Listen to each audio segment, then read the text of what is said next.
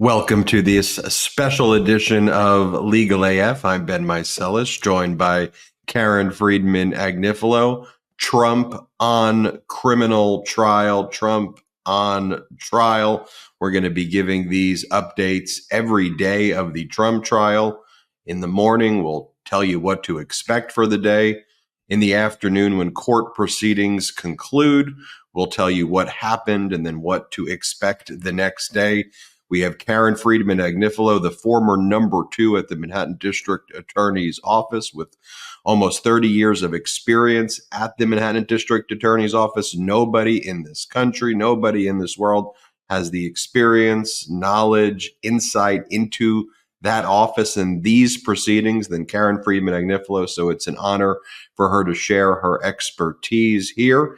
Trial set to start on Monday, April 15th, with jury selection. And it sure feels at this stage, while there was a flurry of activity earlier in the week, right now it somewhat feels like a calm before the storm, if you will, as everyone's come to the realization that this trial is happening. People need to be preparing for trial.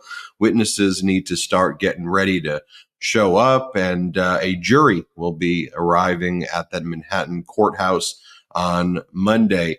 We've got a lot of great questions as well from people who have been watching this, and we encourage everybody who's watching, if you want to ask questions, we'll try to select some questions or comments that I could ask Karen Friedman Agnifilo. The goal of this is to go far beyond the coverage that you're going to see anywhere else, to really empower you with the knowledge and detail and give you the full understanding of this process.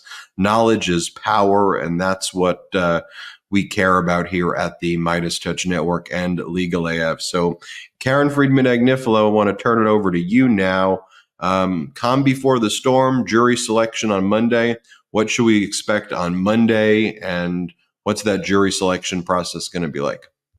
It certainly does seem, Ben, like this trial is starting.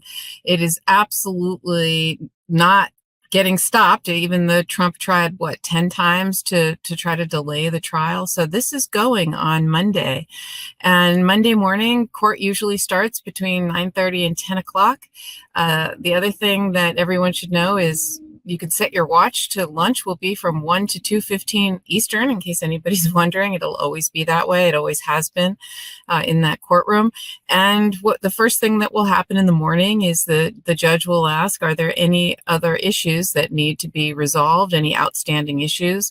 And I'm sure you will see Trump's lawyers make one last request for a delay and probably try and regurgitate some of the arguments that he keeps losing, whether it's presidential immunity, the gag order, and all the things that they keep asking over and over again. The judge will deny that, and they'll say, okay, it's time to bring in a jury panel. And people have received their jury summons, and they're going to show up to 100 Center Street on the 15th floor, and then when they're going to be told to go to court, their name will be called, and they will be sent to Judge Juan Merchan's courtroom, which is also coincidentally on the 15th floor of 100 Center Street.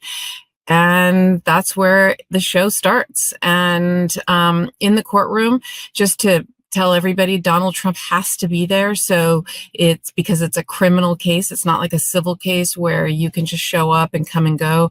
A criminal defendant has to be there because because you can take away someone's liberty, and there are certain due process rights that attach to a criminal case that is different from a civil case.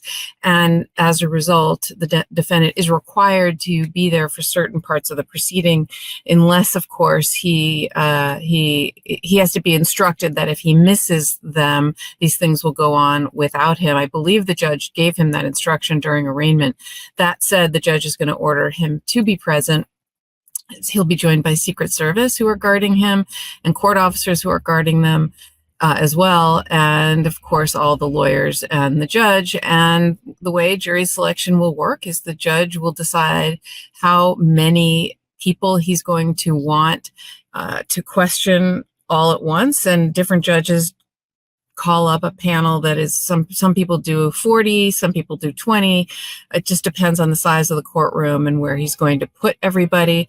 And he will put those they put when your jury summons is like a little ticket. They put it in one of these almost like a bingo box that you turn, and they turn it, and those little papers flip around, and then they open it up and they pull out a name, and if your name is right there, Ben Meiselas, they put you in this little spot on this big kind of piece of this big it's like a big, almost like a desk blotter that has little slots in it for where people will be sitting, and you stick it in the little slot, and until he gets the whole panel that's going to be questioned. It's called a veneer. And then the judge will, once the people are seated, the judge will then speak to them. The judge did release this week in detail all of the things that he's going to do and how he's going to speak to the jury. He specifically said that he's first going to read a case summary, and the case summary, I'm going to read it to you, Ben. It's short. It says the defendant, Donald Trump, is charged with 34 counts of falsifying business records in the first degree. The allegations are in substance that Donald Trump falsified business records to conceal an agreement with others to unlawfully influence the 2016 presidential election. Specifically, it's alleged that Donald Trump made or caused false business records to hide the true nature of payments made to Michael Cohen by characterizing them as payment for legal services rendered pursuant to a retainer agreement. The people allege that, in fact, the payments were intended to reimburse Michael Cohen for money he paid to Stephanie Clifford, also known as Stormy Daniels, in the weeks before the presidential election to prevent her from publicly revealing details about a past sexual encounter with Donald Trump. Donald Trump has pleaded not guilty to these allegations. So then what the next thing he will likely do is he will ask them some questions. He will ask questions like, is there anyone here who can't sit because of it would be a hardship, or because you have there's something physical about you that prevents you from being able to sit here? Or is there does anyone here not live in the county of New York, which is also known as Manhattan? Or, just different questions that would disqualify you as a juror. And he'll ask, is there anyone here, now that you've heard this, that have feelings about this case that make it so that you cannot sit fairly or impartially in this particular case? And anyone who self-identifies as somebody who can't sit for this case, he's going to let them go. And then once he does that, he's going to ask 42 questions that he has published in that same jury questionnaire. And what he said was he's going to put it on a piece of paper. He's going to give that piece of paper to the jurors who are sitting in the box. And he's going to go one by one and ask them each to just read what their answers to these questions would be. They don't have to read the question. They don't have to write anything. Just what are the answers to the questions? And it's things like, where do you live? What do you do for a living? Don't forget, Ben, we aren't going to know their names or their addresses. Okay. That's going to be kept confidential. So these, only the parties are going to get to know that information. And the judge has made it anonymous in that sense. So we will know what area they live in, where have they lived if they're not a native New Yorker before, what do they do for a living, how long they've been doing it, who their employer is, what's their educational background, whether they're married, what do they do in their spare time, those types of questions. Then they're going to talk about what news channels do they listen to, and where do they typically get their news? Because look, the parties are going to look for people. I'm sure Donald Trump's going to want people who watch Fox News, and I'm sure the prosecutor's going to want somebody who watches CNN, MSNBC, or the Midas Touch, right? Or do you listen to podcasts? Do you listen to talk radio? That kind of stuff. So he's going to go through that and some other kind of basic questions about law enforcement. Are you in law enforcement? Do you have a relative in law enforcement, the criminal justice system, that sort of thing. And then politics, right? They're going to try to glean what is your politics from that, and some other kind of basic questions that you would ask of almost any other juror. He's also going to ask, has anyone ever worked for Donald Trump or his organization, or do you have any relatives or close friends who have? And there's a question number 30 that I thought was sort of interesting. Have you ever considered yourself a supporter or belong to any of the following groups? The QAnon movement, the Proud Boys, Oath Keepers, Three Percenters, Boogaloo Boys, or Antifa? So that was sort of interesting that they want to, I'm sure both sides submitted those questions. And then 31 says, do you have any strong opinions or firmly held beliefs about whether a former president may be criminally charged in state court? Do you have feelings or opinions about how Mr. Trump is being treated in this case? Can you give us your assurance that you will decide this case solely on the evidence you see and hear in this courtroom and the law as the judge gives it? That's probably the most important question on here, because that's really their job. Of course, you're going to have people who have feelings or opinions or who voted for or against Donald Trump. And you're going to have Democrats, you're going to have Republicans, but that shouldn't matter, and it won't matter. Really, the question is, do you have feelings or opinions that are so strongly held that you cannot decide this case solely on the evidence that you see and hear in this courtroom and the law as the judge gives it? Because that's what makes a fair and impartial juror, someone who can set their personal beliefs aside, their opinions aside, all of the information that they get. And because we all have, we're humans, right? We all have opinions, we all have beliefs, but can you set those aside, listen to the facts and the law and the evidence in the case on only the admissible evidence, and can you render a fair and an impartial verdict and hold the people to their burden, which is they have to prove each and every element beyond a reasonable doubt. So that's what will happen Monday. Court will typically end around 4:30 in the afternoon. I suspect that it's going to take about a week to pick a jury, but it could be less. I don't think we'll see opening statements this week, only because let's say they do pick a jury, let's say it takes a week, the court's not going to sit on Wednesdays. So you really have Monday, Tuesday, Thursday, and Friday. And the following week, Monday, Tuesday, are the Passover holiday. And the judge already said that the court is not going to sit during those days, so that anyone who observes Passover won't be precluded from becoming a juror on this case. And of course, then Wednesday is the calendar day, so the court won't sit on Wednesday. So I suspect we'll see opening statements the following Thursday, but we could see them as soon as the end of next week, I should say.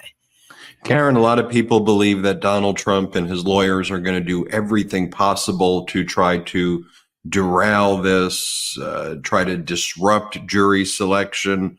What do you expect them to do Monday, Tuesday, Wednesday to that effect? Do you agree with some of those comments? And what can Justice Merchan do to try to stop that? I think if you look at the other trials that Donald Trump has recently been involved in, they were civil in nature, right? It was the Judge Engoron civil fraud trial in New York, where he was found liable, and a judgment of almost $400+ million was imposed. Or the E. Jean Carroll verdicts, also civil in federal court, where he was also found liable to the tune of almost $100 million. I think you will see a lot of the same tactics in this particular case be attempted by Donald Trump. I think he's going to push the boundaries, push the envelope from the gag order outside of court. He's going to come outside and make statements and make comments about the case. I think he will push and test the boundaries of the gag order in ways that I don't think any of us have ever seen before. Normally, defendants will hew to gag orders, both the letter and spirit of the gag order. Donald Trump will hew to neither. So I think you're going to see a lot of that. And as a result, you're going to see a lot of back and forth with the lawyers discussing, what do we do about this? Because normally, again, any other defendant who does and engages in the antics that Donald Trump does would be put in. They'd be put in jail during the pendency of the case. Sam Bankman-Fried, who was found guilty criminally of the collapse of the crypto exchange FTX. Right before trial, he talked to a media outlet about one of the witnesses, who was an ex-girlfriend, and published, or was going to publish, a letter that a letter she had written him. And the judge, that was just one time, right? This is a guy who showed up to court all the time. He didn't have access to a private plane that we know of, that he could, flee the jurisdiction. Not a violent crime. That one small breach of a gag order, he was put in for the remainder of the trial. Donald Trump, on the other hand, keeps violating the gag order over and over and over again, and yet he's treated differently than everybody else, and he is not being put in because of the special status of being a presidential candidate. So the law could allow it. The judge could do it, but so far we haven't seen any judge take that step. I think if Donald Trump pushes the boundaries too far, I could see the judge putting him in for the day. He'll put him in the back. There's a jail cell in the back of the courtroom. I could see the judge saying, you're going in. He'd have to go in with a Secret Service agent, and there'd be a ton of negotiation with the lawyers about what Donald Trump has to do to get out, and he would have to promise to stop. So I could see drama like that happening, but so far we haven't seen anything like that. He could also be held in contempt, by the way, and fined. I think it's up to $5,000 a day. Not a lot of money, but it's something.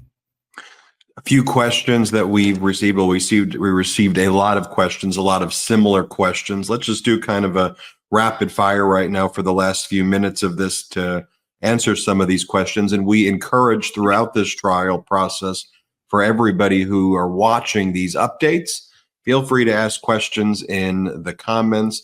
Sydney, our great producer, goes through them, and she'll pull out some of the questions for Karen and I to answer. So let's do this little rapid fire right now. Karen, are they going to live stream the trial?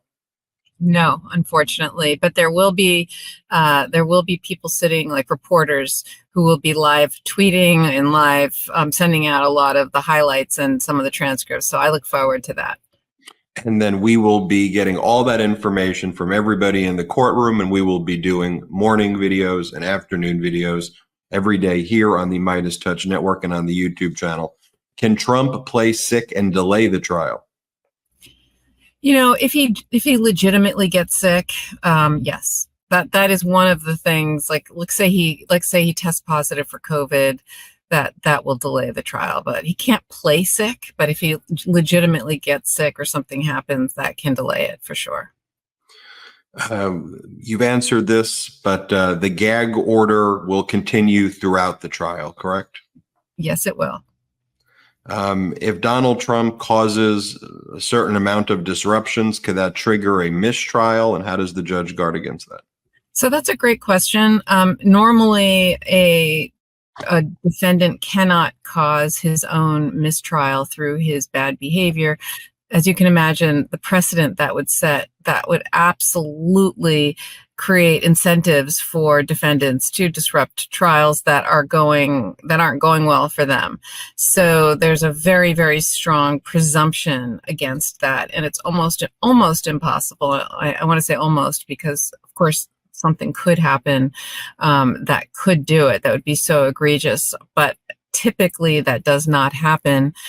Interestingly, even a pro se defendant, somebody who wants to represent themselves and doesn't have a lawyer, if they don't listen to the judge and they continue to disrupt the proceedings, they can be removed. They can be removed from the courtroom, and there's nobody cross-examining the witnesses.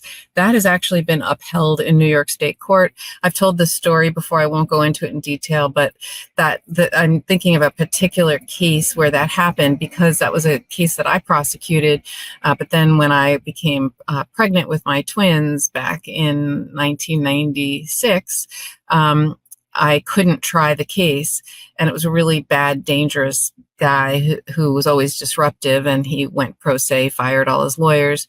We go to trial, and because I couldn't try the case, I needed someone else to do it. And my colleague, who had just started 3 years or 2 years before, actually, who was a junior ADA, who this was a very serious case, and he normally wouldn't get a case this serious, but he was so good, and so he'd really distinguished himself as an excellent ADA and a nice guy. He saw I couldn't do it, and so he volunteered to take it, and he tried the case. And that was young Jack Smith, who prosecuted this gentleman, and during the trial he kept trying to cause the mistrial, and he kept acting out in court, and he was representing himself, and the judge put him in, and there was no one to cross-examine the witnesses, and that was upheld by New York's highest court. So it really, and of course they wanted a mistrial, and they couldn't get one because there's a strong presumption against that.